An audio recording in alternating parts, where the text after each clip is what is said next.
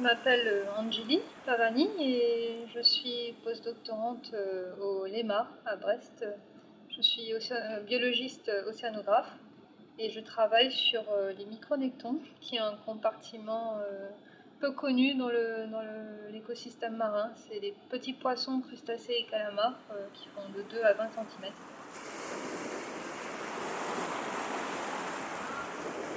Alors j'ai eu un parcours purement académique. J'ai eu mon bac à Maurice, je viens de l'île Maurice. Et après le bac, j'ai enchaîné avec un bachelor en sciences, en biologie. Je me suis spécialisée en génétique, je travaillais sur une bactérie. À l'époque, je voulais être microbiologiste. Mais après, suite à mon bachelor, je suis rentrée à Maurice et j'ai fait un stage de 10 mois à un institut océanographique à Maurice. Et ça m'a tellement plu, je travaillais sur les coraux, on faisait beaucoup de plongées et c'est de là où j'ai atterri dans le milieu marin, on va dire. Et après, j'ai enchaîné, j'ai eu la chance de faire un master en Afrique du Sud, à l'université du Cap. Et j'ai rencontré en Afrique du Sud des chercheurs de l'IRD qui avaient des programmes d'enseignement en Afrique du Sud. Et c'est là où on m'a proposé un sujet de stage, j'ai décroché une bourse et je suis venue en France. Et après, ça a enchaîné le doctorat en France et en co-tutelle avec l'Afrique du Sud toujours. Et après, j'ai enchaîné les postdoctorats. Là, je suis à mon 3e. J'ai pas mal bougé aussi entre-temps. Lors des postdocs, je suis allée aux États-Unis faire 2 ans de postdoc. Et là, je suis revenue depuis 2 ans. Je crois que je suis arrivée à faire de la science en général parce que ça répond aux questions. J'ai toujours été très observatrice et très curieuse. Et de pouvoir poser des questions et de mettre en place un protocole qui permet de répondre à ces questions, même si des fois on ne s'attend pas, on a des résultats qui contredisent nos questions de base. En fait, c'est comme ça en fait que je suis passionnée, c'est par ce domaine, c'est pouvoir découvrir en fait, là notamment les écosystèmes marins, l'océan profond, on connaît peu de choses encore, donc c'est ça en fait qui me passionne. Je pense que c'est ça qui fait que je continue en fait. Si tu avais pas fait ce métier-là, tu te serais tournée vers quoi? En toute honnêteté, je crois que j'aurais fait un travail en lien avec les animaux. Donc les chats, je suis passionnée par les chats, donc peut-être j'aurais ouvert un hôtel pour chats. C'est pas mal, combiné avec un refuge pour chats. Que refuge, je sais que on est vite débordé, mais un hôtel pour chats, je crois que les gens en ont toujours besoin de laisser leurs animaux quand ils partent en vacances.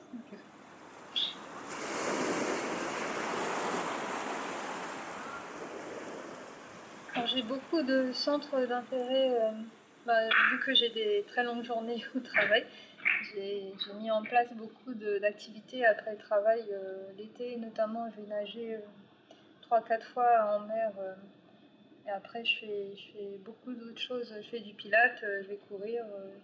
Je faisais depuis 2-3 ans, je fais de l'équitation, mais depuis cet été, j'ai fait une chute, j'ai arrêté. J'ai du mal à m'y remettre. Et après, je participe à d'autres projets aussi collaboratifs. Je fais de la science participative aussi. Donc, depuis cet été, je suis l'ambassadrice des actions de sciences participatives en France pour essayer de mieux coordonner tous les différents projets de sciences participatives qui sont en place, essayer de mieux lier ces projets au programme européen aussi d'action de sciences participatives. Je me lance aussi dans pas mal d'actions comme ça de vulgarisation, donc essayer de trouver des financements aussi. J'ai essayé de trouver un financement pour faire une BD sur ma recherche, justement dans le cadre des actions arts et sciences. Dans le petit village où j'habite, il y a le village a mis en place des ateliers de BD. Donc du coup, depuis 2 mois, je prends des cours de BD. Et j'ai commencé à faire une BD sur l'océan profond. J'ai les caractères principaux déjà, les secondaires, j'ai commencé à rédiger l'histoire et là je me mets au dessin maintenant. Après 15 ans, j'ai pas dessiné, là je me mets au dessin.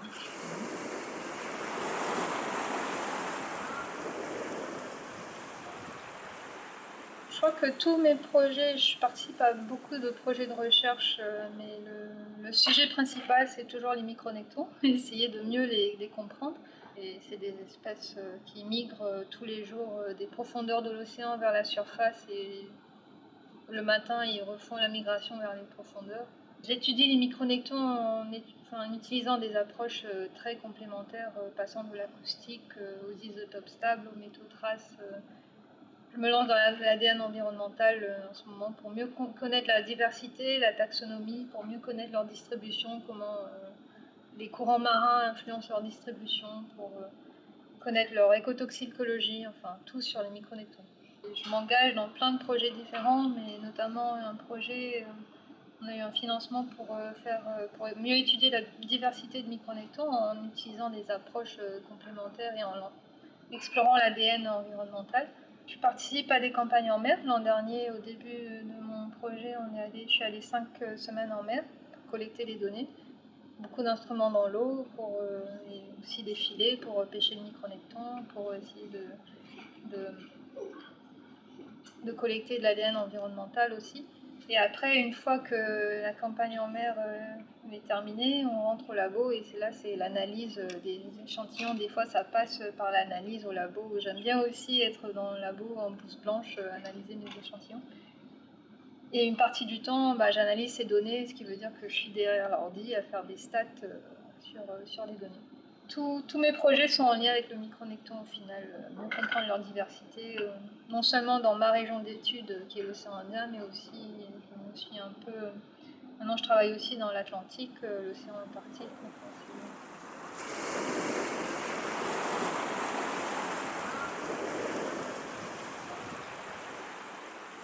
Pour moi, la créativité est très importante dans ma recherche, notamment dans le cadre scientifique, parce que le micronecton, les techniques qu'on utilise pour étudier le micronecton, ils ont tous des biais. Et aussi, dans le milieu dans lequel je suis, on veut s'affranchir des bateaux de recherche. Donc, il faut penser à de nouvelles méthodes pour échantillonner les micronectons en s'affranchissant des bateaux de recherche, sachant que le micronecton, il se trouve en haute mer le plus souvent. Donc du coup, il faut beaucoup de créativité pour réfléchir et essayer de penser à de nouveaux instruments, ou comment adapter nos instruments, ou comment les complémenter, comment les construire. Je donne beaucoup de place à la créativité, notamment dans la vulgarisation scientifique que je fais.